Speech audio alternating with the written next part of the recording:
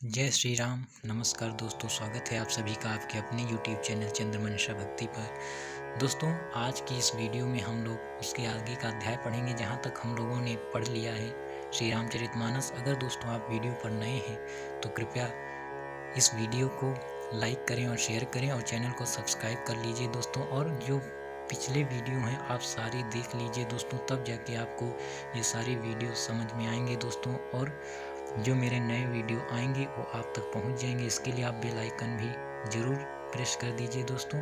और अगर आप नए आए हैं तो प्लीज़ जाकर सारी वीडियो को देखते आइए, तब जाकर आपको ये सारी कथाएं आपको समझ में आएंगी दोस्तों और आपको अच्छा भी लगेगा। तो चलिए दोस्तों, शुरुआत करते हैं आज का अध्याय। दोस्तों, हम लोगों ने इस दोहे तक पढ़ लिया है जब प्रभु श्री राम की कथा को बता रहे हैं, उनके बारे में बता रहे हैं दोस्तों शिव जी। और कहते हैं जिस प्रकार वेद उनका ध्यान करते हैं, उनको गाते हैं, उनको बताते हैं, और पंडित मुनिगण भी जिस तरह बताते हैं वैसा वही प्रभु श्री राम हैं जो अयोध्या के नरेश हैं। काशी मरत जंतु अवलोकी, जासु नाम बल करऊं बिसोकी। सोई प्रभु मोर चराचर स्वामी, रघुबर सब उर अंतर जामी। हे पार्वती, जिनके नाम के बल से काशी में मरते हुए प्राणी को देखकर मैं उसे राम मंत्र देकर शोक रहित कर देता हूँ, मुक्त कर देता हूँ, वही मेरे प्रभु रघुश्रेष्ठ श्री रामचंद्र जी जड़ चेतन के स्वामी और सबके हृदय के भीतर की जानने वाले हैं। दोस्तों, शिव जी कह रहे हैं कि जिनके नाम के बल से काशी में मैं मरते हुए प्राणी को देखकर मैं उसे राम मंत्र देकर शोक रहित कर देता हूँ, उसे राम का मंत्र देता हूँ अर्थात राम कहने को कहता हूँ और वो शोक रहित हो जाता है, मुक्त हो जाता है। वही श्रेष्ठ रघुश्रेष्ठ श्री रामचंद्र जी जड़ चेतन स्वामी और सबके हृदय की जानने वाले हैं। बिबसहु जासु नाम नर कहाही, जन्म अनेक रचित अघदाही। सादर सुमिरन जे नर करही, भव बारिधि गोपद इव तरही।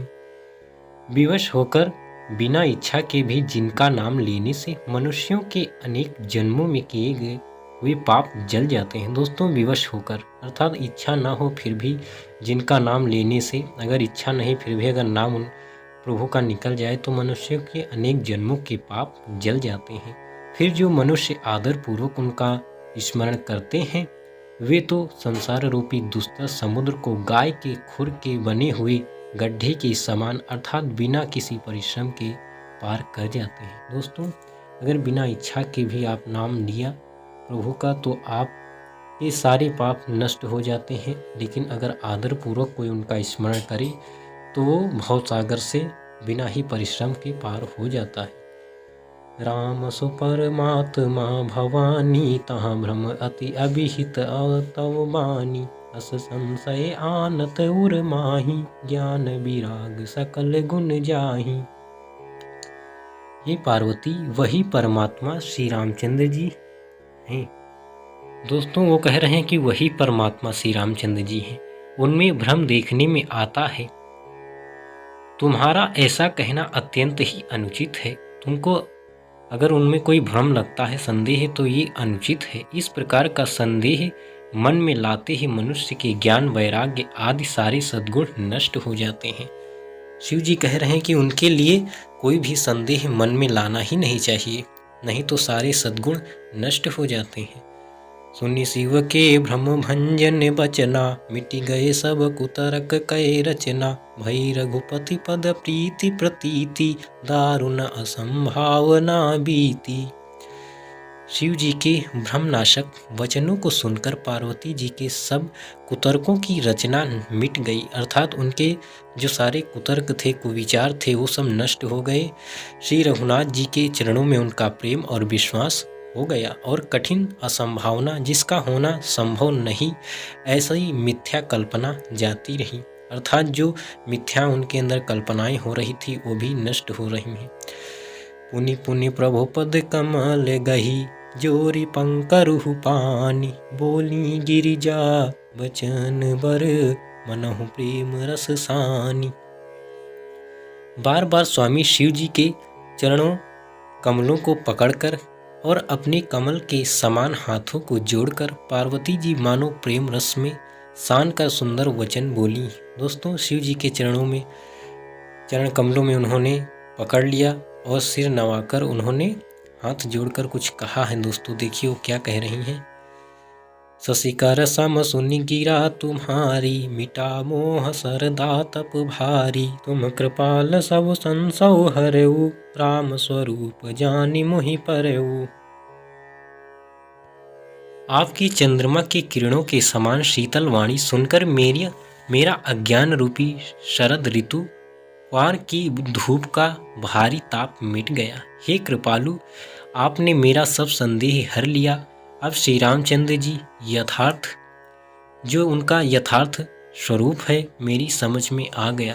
दोस्तों, माता कह रही हैं अब आपने जो बताया है और आपकी शीतल वाणी सुनकर अज्ञान रूपी जो मेरी शरद ऋतु की धूप का जो भारी ताप था वो मिट गया है और अब मेरे अंदर से श्री राम के प्रति जो संदेह था वो भी मिट गया है और उनका यथार्थ स्वरूप मुझे समझ में आ गया। नाथ कृपा अब गयो विषादा, सुखी भयो प्रभु चरण प्रसादा। अब मोहि आपन किंकरि जानी, यद्यपि सहज जड़ नारी अयानी।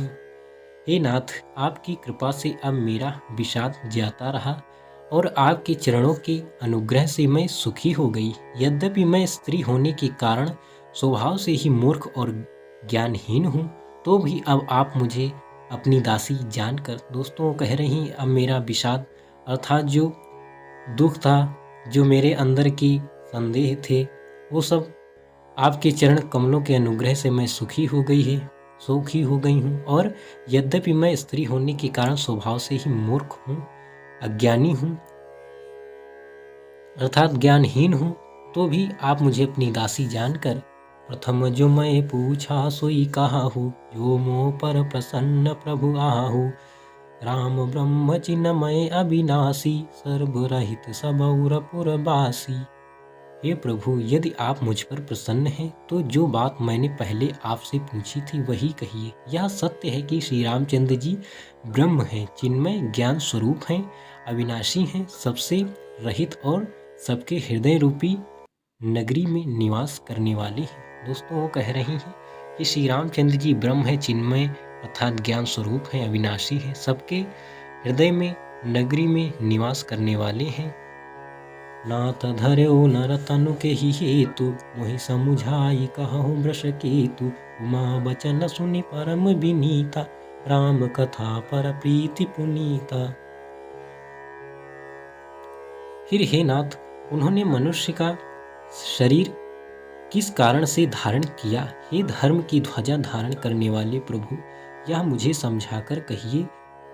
पार्वती जी के अत्यंत नम्र वचन सुनकर और श्री रामचंद्र जी की कथा में उनका विशुद्ध प्रेम देखकर, दोस्तों माँ पूछना चाह रही कि उन्होंने फिर मनुष्य का शरीर क्यों धारण किया, ये पूछ रहे हैं। तो प्रभु प्रसन्न हो जाते हैं और वो जान जाते हैं कि श्री रामचंद्र जी की कथा में उनका विशुद्ध प्रेम हो गया है।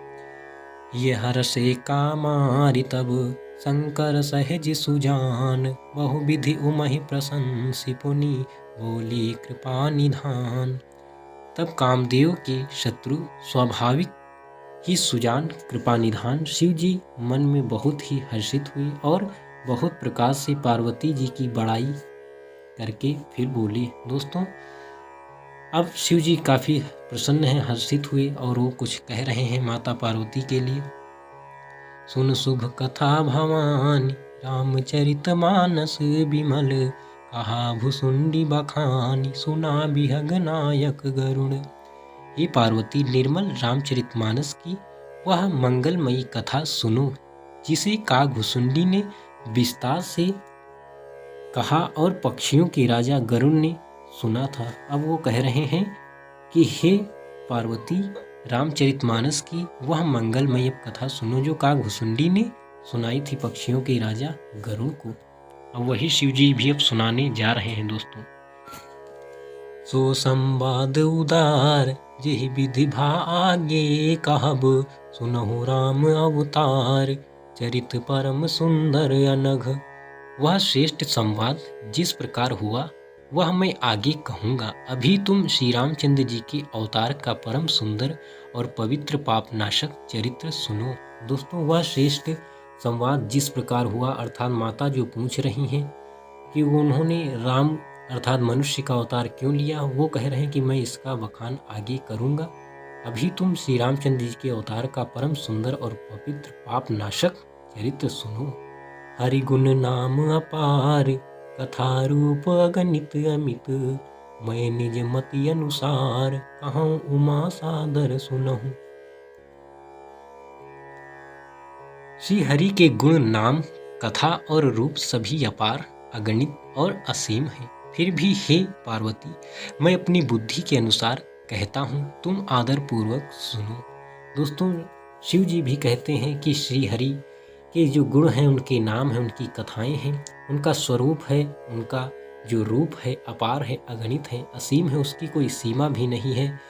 फिर भी मैं जो जानता हूँ अपनी बुद्धि के अनुसार, उस कथा को मैं आदरपूर्वक कहूँगा, वो तुम आदरपूर्वक सुनो। तो दोस्तों, शिव जी अब उस कथा को सुनाएंगे माता पार्वती को। उसके माध्यम से हम सबको भी इसका अवसर मिला है कि शिव जी के ही मुखार बिंदु से हम लोग सुन रहे हैं। उन्होंने जो उस समय कहा था वही आज हम लोग सुन रहे हैं, जो गोस्वामी तुलसीदास जी ने भी लिखा है। तो दोस्तों, इस अध्याय में बस यहीं तक। आगे शिव जी ने क्या कथा सुनाई है हम लोग फिर पढ़ेंगे। तब तक के लिए जय श्री राम, नमस्कार।